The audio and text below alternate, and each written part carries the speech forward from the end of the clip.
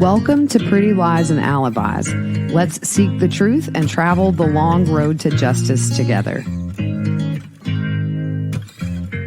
What you know, Alibiers. Welcome to another episode of Pretty Lies and Alibis. I'm Gigi. Good to have you here on this Monday. I hope you had a nice weekend. It is cold everywhere. I can't handle it, y'all. I hope you're staying warm wherever you are. Today is a deja vu day for me. I'm getting ready to go to Columbia tomorrow for the Alec Murdaugh Status Conference. It's starting 2024 the exact same way I started 2023, which was Alec Murdaugh.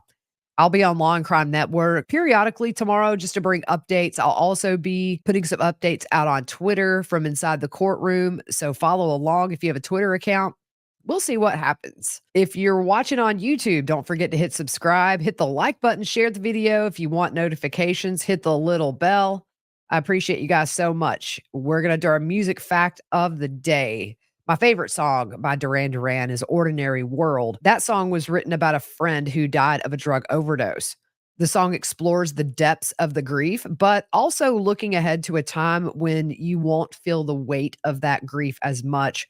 What a beautiful song. Never gets old. I was thinking about something that Charlie Adelson said on the Dolce Vita recording. Makes you sort of wonder, was he in the same mindset when he was arranging to have Dan Markel assassinated? And he made the comment, if somebody came to his house to demand money, he would shoot and kill them. And he said, who's the police going to side with? An oral surgeon or a gang member? And, I kind of wonder if that was his mindset in the process of setting up this hit, which is, hey, I'm a multimillionaire oral surgeon here in Florida. There's no way that I'm going to get in trouble, or they're even going to believe that I would waste my time on dealing with these kind of people. I just thought that was a very interesting thing. Now that I'm deep into this case, I'm starting to kind of make parallels between statements, and then my mind gets to work. And so you guys get to hear about it. What I'm doing is I've decided today to go through Charlie's ex-girlfriend June's police interview, mainly because in the middle of these wiretaps that we've been covering in the Dolce Vita recording, June was with Charlie. It really gives a good insight into his frame of mind at the time, which was not calm, cool, and collected. He was freaking out. And she had a front row seat to that. I haven't watched all of her testimony, but I do know that a lot of people have said at trial it was a little bit different than the police interview. So I decided to do the police interview because at that point, there wasn't a whole lot of pressure. She came in. Charlie didn't know she came in. At trial, of course, he's staring you down and he's looking at you. It's awkward.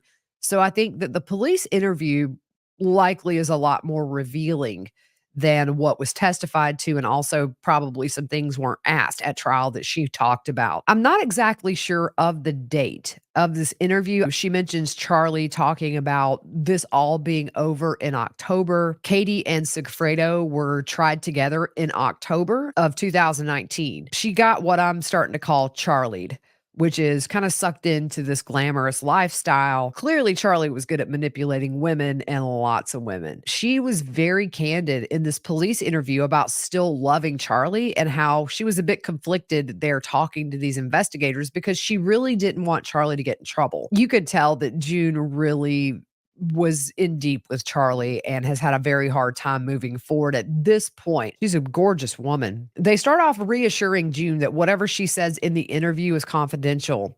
June was with Charlie after Dan's murder, but not at the time that it happened. She talks about the end of their relationship. They were on a break. That's when Charlie and Bree got pregnant with their son. Charlie and June got back together for 3 months, and then that's when they found out Bree was pregnant. June tells the investigators that Charlie is currently with Bree. She said it's not like they're married, they're just raising their son. She said she hadn't seen Charlie in a year or so at the time of this interview, but she had talked to him a couple of weeks before for the first time in a while. It was her birthday, and she said Charlie talked about how bad everything was going. She talks about not knowing how long it's going to last between Charlie and Bree. Charlie told her on the phone that he was miserable. The investigator points out that Charlie could just be telling her that, and June said, yeah, he's full of lies. June said it's been really hard to try to get over Charlie, And the investigator lets her know you're probably better off just based on talking to Charlie's other girlfriends. I don't think he's ever been faithful to any of them. June says that her and Charlie started dating in October of 2015 and they met through his ex roommate. Now, when they met, Charlie had a girlfriend named Whitney at the time, and June was actually talking to Charlie's roommate. Charlie and his girlfriend, Whitney, June and the roommate all hung out one night, and she said that her and Charlie just hit it off. They didn't talk for about a year after that, but a friend of June's needed to get a consultation from a periodontist, which happened to be Charlie. The friend didn't know Charlie, but somehow Charlie found out this girl was best friends with June.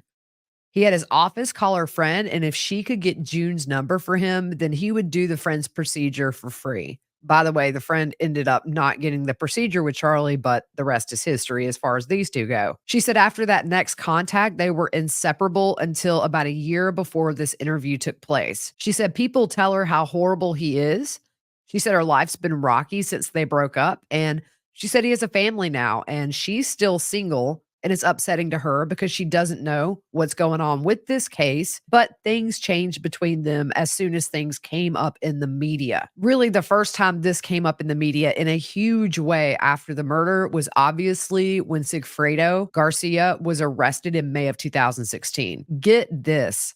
June had no clue about Dan's murder before Sigfredo was arrested. But once Sigfredo was arrested, she said Charlie was constantly worried about the case. They really couldn't go anywhere anymore. June went to Charlie's house one day to get something, and when she got out of a car, a reporter approached her. The reporter was outside Charlie's house and actually thought that June was Katie. So the reporter explained things to June quickly and had her read some things about the case. Charlie pulled up, his photos were taken, and then he pulls June in the house. He told her that the media twisted everything, but mostly pushed the subject away and didn't talk about it a whole lot. She said Charlie was being sneaky. He was going places without telling her.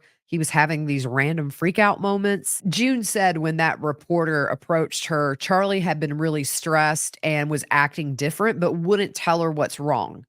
Initially, she thought it was work related or family related. Maybe he was being sued. She said when the reporter talked to her, she was absolutely shocked because she said Charlie mentioned that Dan Markel had been killed. He was shot in his garage, but they didn't know who did it. That was really as much as he ever told her until this reporter was outside his house. June said she put two and two together and realized that they were insinuating that Charlie had something to do with the murder. So what did June do? She started reading up on the case. At this point, they're still a couple. She knew it had been a cold case for a while, and Charlie told her if the cops ever come to the door, not to answer, and also, you don't know anything. Charlie would tell June he didn't do it. They have no evidence. It's just their theory. He said his life was miserable and everybody was out to get him. He told June he dated Katie, but she doesn't think she knew much before being told about Dan's murder. He told June that he had dated Katie, but he really didn't go into detail. He just mentioned that he had dated someone who was Filipino. After Katie was arrested, Charlie was shocked. He really didn't know what was going to happen next. She said he became very scary to be around and he was acting different. She said their relationship changed after that. And Charlie said June was bringing him more stress because she didn't understand the case. You kind of wonder, is she questioning him? And then he just really doesn't want to be open about it. But we have Google, and it looks like that's what June did, as well as her family. They Googled all of this and gave their opinion to her. She said Charlie was very irritable and mad at everything. June said really it was like his whole life was falling apart. The investigator asks, after Katie's arrest, you had Dateline, you had 2020 doing specials about the case. So they asked, what would Charlie say about that? She said he never gave her a full explanation. He would just keep quiet and say he had nothing to do with it. The investigator asked if she thought it was strange, and June said she was in denial. She said at the end of the day, when she would go home and think, it made sense that people would accuse him. She said her sister and her family and everybody else was telling her it's obvious he did it. Look at some of the evidence that's out there. She said that Charlie is a good liar. He's persuasive and made it believable to her that he had nothing to do with it. The investigator asked June, what does she think as far as Charlie's involvement? And she says she doesn't know. She said it sort of comes and goes. The investigator mentions they can see that she's still very much in love with him and probably just doesn't want to believe he would be capable of doing something like this. June says even her dentist office knows and hates Charlie. She said everyone tells her she's better off without him, but says it's hard once you have feelings for someone. She said Charlie's living with Bree and the baby. They have a dog. And she said she's by herself, so it's very sad. She makes a little joke and says the only bad thing about him is he's supposedly a murderer. She said he was her dream guy, and it was all perfect until the case blew up. And then that became his priority instead of the two of them. They asked Jude if she ever caught Charlie with other women, and she said, "Oh, yeah, I've caught him." The investigator jokes and says, "You still describe him as perfect." And then June laughs and says, "Yeah, other than the murdering and the cheating." The investigator tells June, "It looks like you have your stuff together." She had got her real estate license. And June said that they were planning their future and Charlie wanted her to get her real estate license. She said after they broke up, she's just really been trying to pick up the pieces. She said they dated for about 2 years and essentially she was living with him. Their lives, of course, revolved around each other, except for Charlie stepping out. And you're making plans, and then all of a sudden, things change. She said Charlie couldn't sleep at night, and he was just really paranoid about being followed by the police. He was worried everything was tapped, and he was complaining about having no privacy. He said he was a private person, and he didn't want everyone knowing what was going on in his life. The investigator points out that Charlie posted a lot on Facebook, and June said not really after everything came out when Sigfredo was arrested. She said he actually deleted his account. June explains to the investigator that the mother of his child, Bree, was the nanny to Wendy's ex-boyfriend, Dave. She didn't think Wendy was too into Dave, but Charlie said on a wiretap that he really liked Dave and he thought that Dave was great with Wendy and Dan's boys. They asked June how many cell phones Charlie had. She remembers he got a second one when all of this hit the fan. She's not sure what happened to it and thinks maybe he got another one. She said he used WhatsApp a lot to talk to people. They asked June if she remembers anything weird he said or anything that stood out to her during this time. They also reassure her at this point that none of this is going to be made public, except it does years later. But at the time, it was confidential. June says she feels bad because she doesn't know if he did it and she doesn't want to ruin his life. So they tell her she's not ruining his life. And if he didn't do it, he didn't do it. June said one thing that stood out to her is that Charlie never said, "I wonder who killed Dan." She said Charlie used to have clothes by his bed just in case they came to arrest him. Not with the intent to run, but just to have clothes ready to put on. She said he was paranoid they would come to arrest him. Charlie said if he did it, he would have went to another country at this point because he said he was a free man and he was able to travel. She said he traveled all the time, and Charlie pointed out that even when he was traveling, he was being watched and they didn't do anything to stop him from traveling. So that gave him, I think, a sense of security. June went to Mexico with Charlie for a wedding. They also went to Las Vegas. The investigator asked if she went to the Philippines with him, and she said no. He would go there alone because he had girls there, specifically one named Alyssa. This, by the way, while they were dating. She said this is part of the reason they didn't work out. Then she says that she's heard from friends of friends that Charlie was cheating on Bree. She also said that Charlie told her he didn't have friends anymore.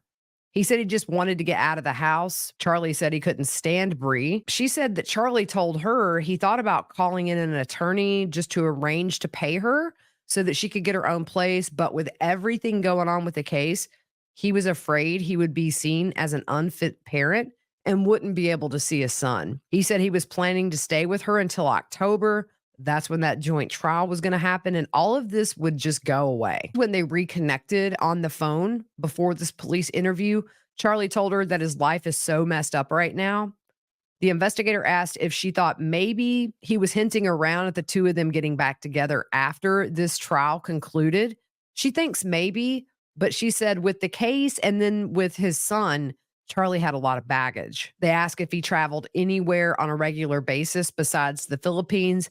And June said Texas. He had some family there. He had gone to Colorado a few times and then also to Colombia. June talks about Charlie always having a lot of cash on him. She didn't see inside the safe as a whole, but she knew there were stacks of hundreds. She said $100 bills were like dollar bills to Charlie. One time he gave her money to count. Guess what? It was stapled in bundles of $100 bills. She then read an article talking about how the money given to Katie in that package that he put into that diaper bag was stapled. She said Charlie owns a lot of companies. He lends friends cash. He has a lot of rental properties. And she said he had an entire building of real estate, and that's primarily how Charlie invested his money. She also thinks that's why he wanted her to get her real estate license. She also said he did most of his real estate business in cash and really most of his business as a whole. She confirmed Charlie had a gun and also his CWP. He usually had one in his car and then one by his bed. They asked about the family dynamics after the arrest, and she said Harvey held it together, but Donna was a mess. She remembers one night Donna was on the balcony of their condo, and so June went out to sit with her. Donna was crying, saying that all of this was awful. And she said she felt like Dan was back from the grave haunting them. She said that Donna told her Dan was just awful to Wendy. They also talked about things that Donna says Dan put them through during and after the divorce. The investigator points out that all of this negative talk about Dan is after he's dead. And that's one thing that stands out is not one hint of sadness or anything related to Dan. It's still that negative narrative that they've pushed the whole time. She said none of the Adelsons asked or talked about who killed Dan and really didn't seem upset about it. Charlie said that Donna was on painkillers or some kind of medication because she was so stressed. She goes on to talk about a conversation that she had with Wendy. Wendy said it was tough having to raise the boys, and Wendy said that Dan's murder was still hard on her. She tells investigators if Charlie did it, she isn't sure Wendy knew. She said Wendy would act angry with the family, and it was as if she thought they had done something. She would get mad at Charlie a lot for talking about the media with the case, and Charlie would tell June that Wendy was mad at him because of the case. Wendy would go periods with no contact with Charlie, and one time, Charlie told June Wendy felt like she was the only one going through it, meaning Dan's murder and the fallout. Charlie said to June that he was going through it as well. She said Charlie wanted the two of them to have a baby, but June didn't want to without being engaged or married. And she wanted to wait until this case was finished in October of 2019. She said that it lasted a lot longer, obviously, than they thought it would. The investigator asked if Charlie really thought all of this was just going to go away after that joint trial. And June said pretty much. She also asked Charlie to take anything about her off the internet. Charlie said he's tried. And then June asked the investigator if they can.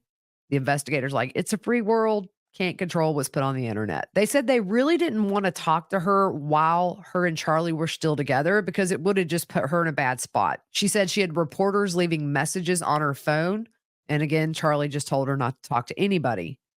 She said she was surprised investigators waited so long to reach out to her. And she said it's hard because she still loves him, but if he did something, and then the investigator says, if he didn't, you could help us figure that out, and then all of this could be over for him. Really good tactic by these investigators interviewing her to kind of flip that and make it seem if you're really open with us, this could be exculpatory as well. They ask about Charlie's friends. She said that they've all ditched him because of the case. She names people. And one thing to point out is a lot of these friends had been friends with Charlie since childhood. She said that Ryan Fitzpatrick and Charlie had some business dealings going on together, and somebody wasn't paid, and that was a big problem. Another friend got mad at Charlie and said, at least I don't pay people to do my dirty work. Threw that in Charlie's face. And she said that there was an argument at the dinner table about that. She said a lot of Charlie's friends and their wives sided with the guy who said that. She said when Charlie called her, he was in Texas and told her he was going to the Keys that next weekend to get away from everyone. And he mentions he has no friends. She said that this falling out with all of his friends was a couple of months prior to the interview she was giving. She talked to him a couple of times after he called her. One time he was walking their dog. They asked about Charlie's business with Ryan. She wasn't sure of the details, but it was something that they would front people money who were suing due to accidents, and then that person would pay them back later with interest or something to that effect. June says she doesn't understand why Charlie would put himself in this situation. She said he had a perfect life.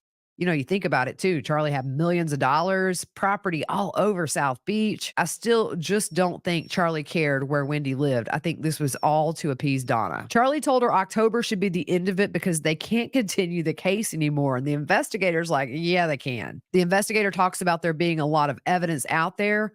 And it's not one big thing, but just a bunch of pieces that all go together that end up making the big puzzle. And you get so many pieces that point in the same direction, and it becomes hard to say you're not involved. He tells her the guy who actually murdered Dan has kids with Katie. Then you have Katie and Charlie. The female investigator says that this is all over the media. And then what you see is when somebody gets arrested, Charlie would call Katie right away. June mentions the affidavit and she acknowledges that just after Dan was shot, everybody starts talking to each other. She said she knows Charlie and he hates talking on the phone for long periods of time. He's more of a texter. Oh, things changed in a big way, clearly. She asked Charlie why he talked to Katie so much. And he said, well, she didn't live with me like you do.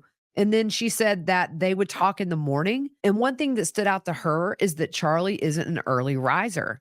She would see that they were talking at 7 and 8 a.m. She said normally Charlie would talk all of his business in the evening. She said as much as he talked to Katie on the phone, that stood out to her. As far as Charlie talking to Donna, they would talk in the morning, but not back and forth. And how he would call everyone and hang up only to call back seemed really odd to her. She said he never called her like that. The investigator asks if after seeing this in the media and how he was acting, did she ever get a gut feeling that maybe he was in on this? She said he would do things out of the ordinary, like leave and not tell her where he was going. Being secretive during the investigation made her wonder, like, why isn't he telling me what's going on? Also, he was very stressed and affected by it. Like she said, if you're innocent, why would you worry? And she said at times she did have this gut feeling, but also in her mind was this perfect relationship, which caused her to have some blinders on. She knows she's better off and she doesn't know why she cared so much, but she thinks it was just this illusion of the perfect relationship. The investigator points out, you're not the only one who's fallen for Charlie like that. She said she knew Charlie was a player, but she's like, he's 40 or 41 now. But she said that's also why he wanted a kid and not the commitment, so he could still have girls on the side and do what he does. She said at one point she did want him to go to jail. She was mad at him at that time, but she says now she does feel bad if it did happen. And she said she's picturing him in jail. At this point, Charlie had not been arrested, and she said she wonders why it's taken so long. And the investigator just says these investigations take time. Charlie told June, you know nothing. And she thinks that he trained her on how to act and what to say. She said Charlie got mad at her when she talked to that reporter. It was put out there. And she said that wasn't her fault. And she told Charlie, you never told me about this. He told June she sounded stupid in the article and she looked bad in the photo. The investigator says, well, you should have been the one mad, not him. Let's read a little piece from this interview. I found it online. It says, after reading a bit of the narrative from police about the Adelson involvement, June said, I can understand why the police would think this, but there's no way Charlie or anyone in the family is involved. They're all so nice. I mean, he hasn't been saying anything about this. I haven't asked about it, but I know he's been under intense pressure over the last couple of weeks. I assumed it was something having to do with work. I've gone to family dinners. They never talk about what happened to Wendy's ex-husband. I did ask once, and Charlie said he was murdered. That was it. I'm practically living with Charlie, and I'm not worried. He's very nice and not violent at all. It's a very classy, well-educated family.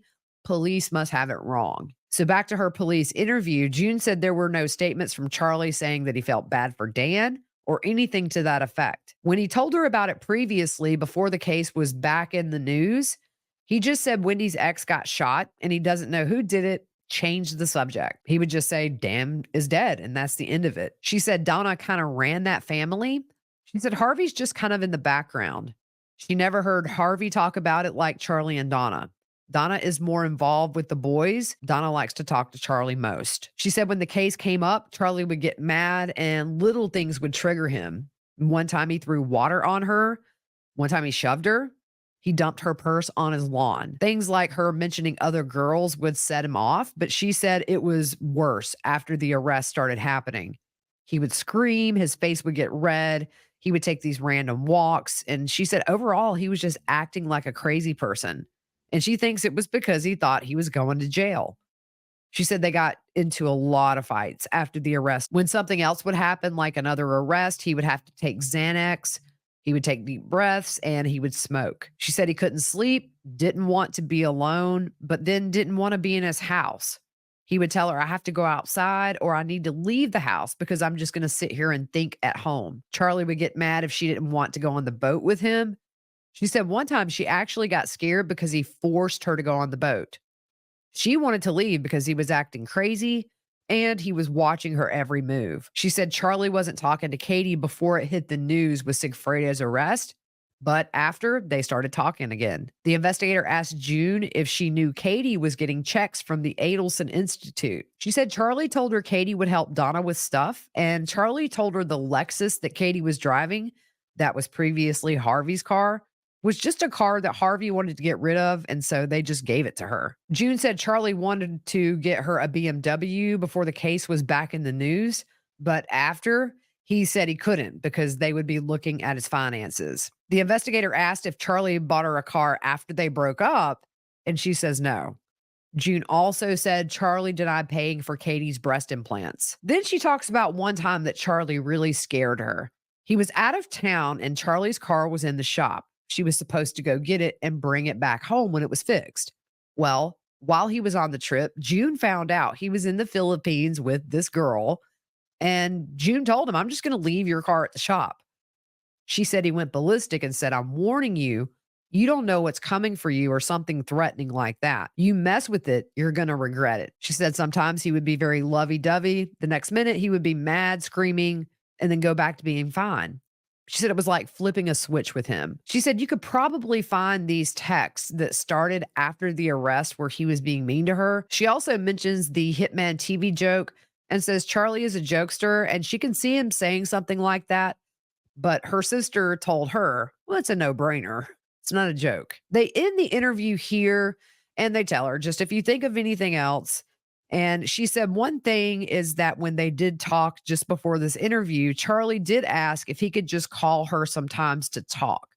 So you see that Charlie really was imploding after Sigfredo's arrest, after Rivera's arrest, and especially after Katie's arrest, because that's the connection. They had such a very short amount of time after Dan's murder where there was no heat on them. But look at how many years it's been feet to the fire for them, constantly looking over their shoulders, I'm sure. Can't imagine some of the conversations that were had between everybody in the Adelson family that wasn't recorded. I think that gave really good insight into Charlie's state of mind at that time. So that's it for today. Just wanted to go through her interview. Tomorrow, I will not have an episode out. I'll be traveling back and forth to Columbia, South Carolina, but definitely on Wednesday, we'll pick back up. I'm going to probably do a summary episode of the Murdaugh hearing and then maybe another one on the Adelsons. We'll see how my day's going. Hope you guys have a good rest of your day. We'll see you soon.